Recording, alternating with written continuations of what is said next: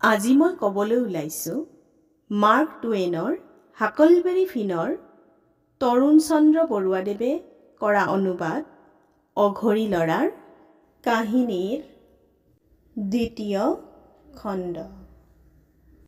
অঘৰী ল'ৰা দ্বিতীয় খণ্ড। বৰফত বুট জোতাৰ খোজ। কাপোৰ কানি লেতেৰা কৰাৰ বাবে পাছদিনা ৰাতিপুৱা মিছ ৱাটছনে মোক বেছকৈ এজাউৰি দিলে। বুঢ়ীজনীয়ে হ'লে একো নকলে। তাই মাত্ৰ মুখখন বেজাৰমুৱা কৰি কাপোৰ কানিবোৰ চাফা কৰাত লাগিল। তাইৰ মুখখন দেখি মোৰ বৰ বেয়া লাগিল। ভাবিলোঁ পাৰিলে এইবাৰৰ পৰা এনেকুৱা কাম কেতিয়াও নকৰোঁ। মিছ ৱাটছনে মোক প্ৰাৰ্থনা কৰিবলৈ ক'লে। এবছৰমানৰ ওপৰকাল পিতাইক কোনেও দেখা পোৱা নাছিল। সেইটো মোৰ বাবে বৰ ভাল খবৰ আছিল। পিতাইৰ লগত দেখা দেখি হ'বৰ বাবে মোৰ মুঠেই মন নাছিল। নিচাত নাথাকিলে আৰু মোক ধৰিব পাৰিলে পিতায়ে মোক উৰাই ঘূৰাই পিটিছিল। পিছে পিতাই অহাৰ গম পালেই মই হাবিলৈ পলাই গৈছিলোঁ। এদিন মানুহৰ মুখে শুনিলোঁ বোলে নৈখনৰ 12 মাইলমান নামনিত পিতাই পানীত ডুবি মৰিল।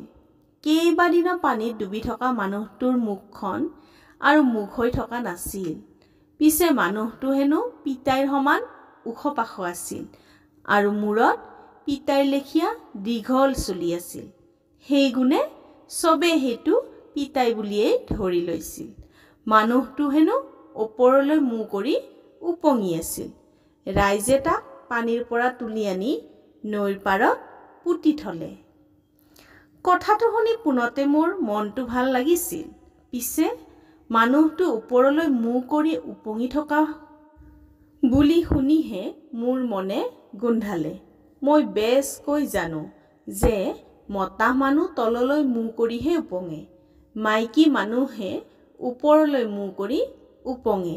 সেইজনী জৰুল মতা মানুহৰ কাপোৰ পিন্ধা কোনোবা মাইকী মানুহ আছিল। সেই গুণে মই ধৰি লৈছিলোঁ যে বুঢ়াটো এদিন ওলাবহি। নোলোৱা হ'লেই মই ভাল পালোহেঁতেন। টমহঁতৰ লগত চেগা চুৰুকাকৈ এমাহমান ডকাইত খেলাৰ পাছত মই সেইটো খেল বাদ দিলোঁ। বাকীবোৰেও বাদ দিলে। আচলতে আমি কোনো ডকাইতি কৰা নাছিলোঁ, মাত্ৰ ডকাইতি কৰাৰ ভাওহে জুৰিছিলোঁ। পাছত আমি আমাৰ গুহাটোলৈ ঘূৰি আহি এই ডকাইতিৰ বিষয়ে অফাইডাং মৰা বৰ কথা কৈছিলোঁ আৰু আমাৰ হাতত মুঠতে কিমান মানুহ মৰিল তাৰ হিচাপ কৰিছিলোঁ। এবাৰ টমে ক'লে সি হেনো চোৰাংচোৱাৰ মুখে গম পাইছে যে আৰৱ দেশৰ ধনী সদাগৰৰ এটা দল 200 হাতী, 600 উট আৰু 1000ৰো ওপৰ গাধৰ পিঠিত হীৰা মুকুতা বুজাই কৰি আমাৰ পাহাৰখনৰ নামনিতে চাউনি পাতি থাকিবহি। সিহঁতৰ লগত বোলে 400 বন্দুক লোৱা চন্তৰীয় থাকিব। টমে ক'লে যে আমি এই দলটোৰ পৰা হীৰা মুকুতাবোৰ লুট কৰিব লাগে। সেইমতে এদিন সি চবকে নিজৰ নিজৰ বন্দুক লৈ আগবাঢ়িবলৈ হুকুম দিলে। চব ল'ৰাই বন্দুক লোৱাৰ লগে লগে হাতে হাতে একোডাল মাৰি লৈ আগবাঢ়িল। মোৰ যাবৰ মন নাছিল, কিন্তু হাতী আৰু উটবোৰৰ কথা শুনি সেইবোৰকে চাই আহিবৰ মন গ'ল। সেই গুণে ময়ো ওলালোঁ। আমি পাহাৰৰ নামনিত এজুম মানুহ দেখি হুৰ হুৰকৈ নামি গ'লোঁ। নামি গৈ দেখোঁ আৰৱ দেশৰ সদাগৰো নাই, হাতীও নাই, উটো নাই, মাত্ৰ পাঠশালা স্কুলৰ সৰু সৰু ল'ৰা ছোৱালী কিছুমানহে পিকনিক খাবলৈ আহিছিল। আমি ল'ৰা ছোৱালীবোৰকে খেদাখেদি কৰিবলৈ ধৰিলোঁ। এনেতে সিহঁতৰ লগত অহা মাষ্টৰণীজনীয়ে চকু চেলাই খেদা মাৰি অহাত আমি পলাই পত্ৰং দিলোঁ। গুহালৈ উলটি আহি টমে ক'লে বোলে এইবোৰ চব যাদুকৰৰ কাম। যাদুকৰে যাদুমন্ত্ৰ মাৰি সদাগৰৰ দলটোক ল'ৰা ছোৱালী বনাই পেলালে। মই সুধিলোঁ, সেইটো কেনেকৈ হ'ব পাৰে? তেতিয়া সি ফেকাহি মাৰি ক'লে, মই বোলে একেবাৰে হেবাং। ডন কুইক্সট নামৰ কিতাপ এখন পঢ়িলেহে বোলে মই সেইবোৰ কথা বুজি পাম। যাদুকৰে এইবোৰ কাম কেনেকৈ কৰে? মই আকৌ সুধিলোঁ। আৰে তই সেইটোও নাজাননে? যাদুকৰে মামৰে ধৰা টিনৰ টিপচাকি বা আঙঠি এটা ঘঁহা মাৰি দিব, বছ লগে লগে গীৰ্জাঘৰ এটাৰ সমান প্ৰকাণ্ড দৈত্য এটা আকাশৰ পৰা হুৱাই নামি আহি যাদুকৰৰ আগত আঁঠুলৈ ক'ব, মালিক কি কৰিব লাগে হুকুম দিয়ক। তেতিয়া যদি যাদুকৰে কয় এটা এমাইল দীঘল ঘৰ বনাই তাত চুইংগাম আৰু চকলেটেৰে ভৰাই দে, দৈত্যটোৱে একে ৰাতিৰ ভিতৰতে ঘৰটো বনাই দিব। টমে ক'লে। গীৰ্জাঘৰ এটাৰ সমান দৈত্যটোৱেনো সামান্য যাদুকৰটোৰ হুকুম কিয় মানিব লাগে? মই সুধিলোঁ। উফ, তই বৰ হেবাঙ। চাকিটো বা আঙঠিটো যাৰ হাতত থাকে দৈত্যটোৱে তাৰ হুকুম মানিবই লাগিব। কিতাপত সেইদৰেই লিখা আছে। টমে ভোৰ ভৰাই ক'লে। মোৰ হ'লে কথাটো গোলমলীয়া যেন লাগিল। মই তেনেকুৱা ডাঙৰ দৈত্য এটা হোৱা হ'লে লোকৰ বাবে ঘৰ সাজি মৰাতকৈ নিজেই তেনেকুৱা এমাইল দীঘল ঘৰ এটা সাজি বেচি দিলোহেঁতেন আৰু ঘৰ বেচি পোৱা ধনেৰে আৰামেৰে থাকিলোহেঁতেন। টমৰ কথাটো সঁচানে মিছা চাবৰ মনেৰে এদিন মই মামৰে ধৰা টিনৰ চাকি এটা ৪-৫ বাৰ ঘঁহি চাইছিলোঁ। পিছে দৈত্য সত্য একো নোলাল। বুজিলোঁ এইবিলাক চব টমৰ ডাল জোৰা দিয়া বাৰে ভচহু কথা। ইয়াৰ পাছত ৩-৪ মাহমান গৈ জাৰকালি পাইছিলহি। ময়ো মাজে মাজে স্কুললৈ অহা যোৱা কৰি আছিলোঁ। লিখা পঢ়া অলপ চলপ শিকিছিলোঁ আৰু পুৰণৰ নেওতাখন ৬-৭ গুণে ৩৫লৈকে গাব পৰা হৈছিলোঁ। নেওতাখন ইমানলৈকে শিকোঁতেই মোৰ অৱস্থা কাহিল হৈছিল। আচলতে মই এই অংক চংকবোৰ মুঠেই ভাল নাপাওঁ। পোনতে মই স্কুললৈ যাবলৈ বৰ টান পাইছিলোঁ। কেতিয়াবা বৰ আমনি লাগিলে স্কুলৰ পৰা পলাইছিলোঁ। পলোৱাৰ বাবে পিছদিনা মাষ্টৰে বেট দিলেহে অলপ ভাল লাগিছিল। এদিন ৰাতিপুৱা চাহ খোৱা মেজত নিমখৰ বটলটো আনিবলৈ হেঁপা মেলোঁতেই বটলটো বাগৰি নিমখবোৰ মেজত পৰিল। এইটো বৰ অমঙলৰ চিন। অমঙলটো খেদাবলৈ মই খপকৰে তাৰে নিমখ এজেবা লৈ নিজৰ গাত ছটিয়াই দিব খুজিলোঁ। পিছে মিছ ৱাটছনে মোৰ হাতখন থাপ মাৰি ধৰিলে আৰু ক'লে, মই হেনো সদায় গোটেইখন লেতেৰা কৰোঁ। অমঙল খেদোৱাৰ কিছুমান নিয়ম আছে। পিছে ইহঁত দুজনীয়ে সেইবোৰ একোকে নাজানিছিল। নিমখ পৰাৰ বাবে কি অমঙল হয় তাকে ভাবি মনটো উগুল থুগুল লাগিবলৈ ধৰিলে। অমঙলটোৰ কথাকে ভাবি বাজলৈ ওলাই আহিলোঁ। আগফালৰ বাৰীখনৰ কাঠৰ ওখ বেৰাখনত বাহিৰলৈ ওলোৱা সোমোৱা কৰিবৰ বাবে এডাল জখলা আছিল।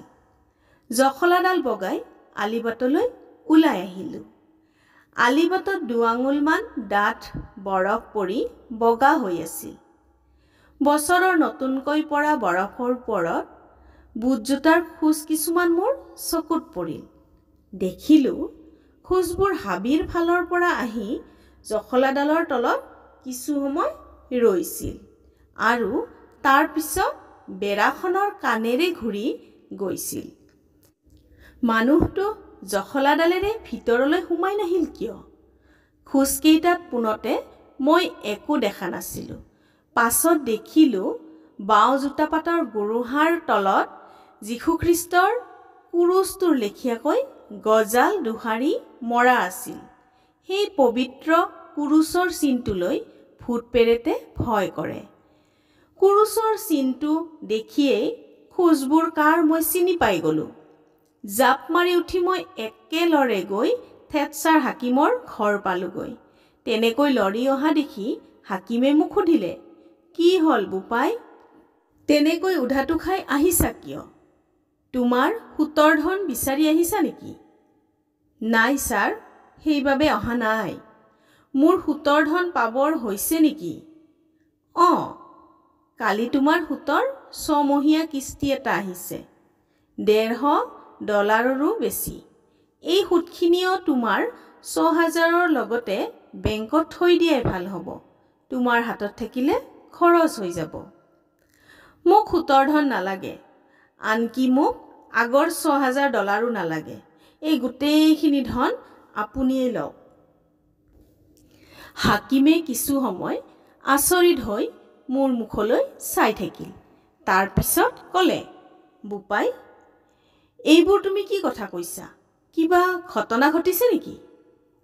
মোক আৰু একো নুসুধিব ছাৰ, আৰু সুধিলে মই আপোনাৰ আগত মিছা মাতিব লাগিব। আপুনি মোৰ ধনখিনি ৰাখক। হাকিমে মোৰ মুখলৈ চাই কিছুপৰ ভাবি ক'লে, অঁ, এতিয়া বুজিলোঁ। তাৰমানে তুমি তোমাৰ সকলো সম্পত্তি মোক বেচিব খুজিছা। এনেয়ে দিব খোজা নাই, সেইটোৱেই উত্তম উপায়। এই বুলি কৈ তেওঁ কাগজ এখিলাত কিবা লিখি মোক পঢ়ি শুনালে আৰু ক'লে, এইয়া, ইয়াত মই লিখি দিছোঁ যে তুমি তোমাৰ সকলো সম্পত্তি কিবা এটা দামত মোক বেচি দিলা। এইয়া লোৱা, দাম হিচাপে মই তোমাক $1 দিলোঁ। এতিয়া তুমি এইখিনিতে চহী কৰা। মই কাগজখিলাত চহী এটা দি ওলাই আহিলোঁ। মিছ ৱাটছনৰ জিম নামৰ নিগাৰটোৰ এটা বল আছিল। বলটো চুলি মেৰিয়াই মেৰিয়াই বনোৱা, মাইকী মানুহে খোপাৰ ভিতৰত সুমুৱাই লোৱা বলটোৰ লেখীয়া। এই বলটোৰে জিমে মঙল চায়। হাকিমৰ ঘৰৰ পৰা আহি সেই নিশা মই জিমৰ ওচৰলৈ গ'লোঁ। মই তাক বৰফত পিতাইৰ খোজ দেখাৰ কথা ক'লোঁ আৰু পিতাইৰ মতলব কি, এইফালে আকৌ আহিব নেকি, মঙল চাই দিবলৈ ক'লোঁ।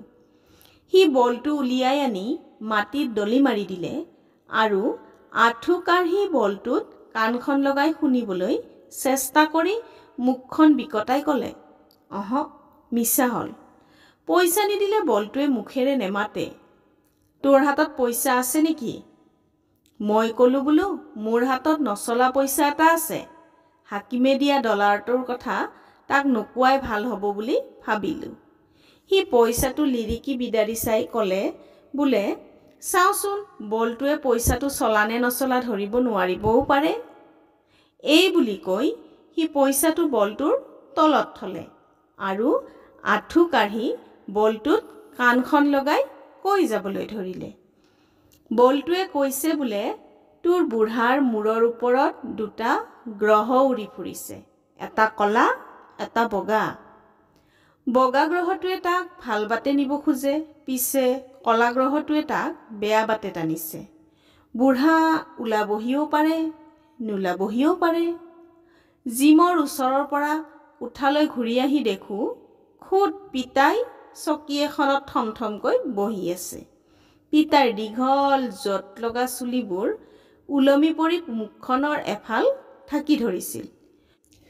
মুখখনৰ বৰণ মৰা মানুহৰ মুখৰ দৰে ঢেলা বগা, ফটা চিটা কাপোৰবোৰ বোকাৰে লুতুৰি পুতুৰি। চকীত বহুতে এটা আঁঠুৰ ওপৰত তুলি লোৱা ভৰিটোৰ বুট জোতাপাত ফটা, ফটা জোতাপাতৰ বিন্ধাটোৰে ওলাই থকা ভৰিৰ আঙুলিটো লিকলিকাই নাচি আছিল। কোঠাটোলৈ চকু ফুৰাই দেখিলোঁ খিৰিকীখন খোল খাই আছে। বুজিলোঁ বুঢ়া সেইফালে দিয়েই সোমাল। বুঢ়াই কিছুপৰ পিৰিক পাৰাককৈ চাই ঠেঙুচালি কৰি ক'লে, বাহ, খমখমীয়া ইস্তিৰি কৰা চোলা কাপোৰ, ঢকঢকীয়া বগা কোমল বিচনা, চুকত দেখিছোঁ সৌখন আৰ্চি লগোৱা মেজ, আৰ্চিত মুখ চাই তেল টেঙা খহি গোটেইটো ফুলবাবু হৈ পৰিছ। পিছে তোৰ এই বুঢ়া বাপেৰটো ক'ত আছে, কি খাইছে, কেতিয়াবা ভাবি চাইছনে? আৰু তই বোলে দুটা এটা ক পঢ়ি একেবাৰে ভূ পণ্ডিতটো হ'বলৈ ওলাইছ। তই ভাবিছ চাগৈ তই এতিয়া এই বুঢ়া বাপেৰটোতকৈ ওপৰলৈ উঠালি। তোৰ বৰ বাহাদুৰি হৈছে। ৰহ, তোক মই মজা দিম।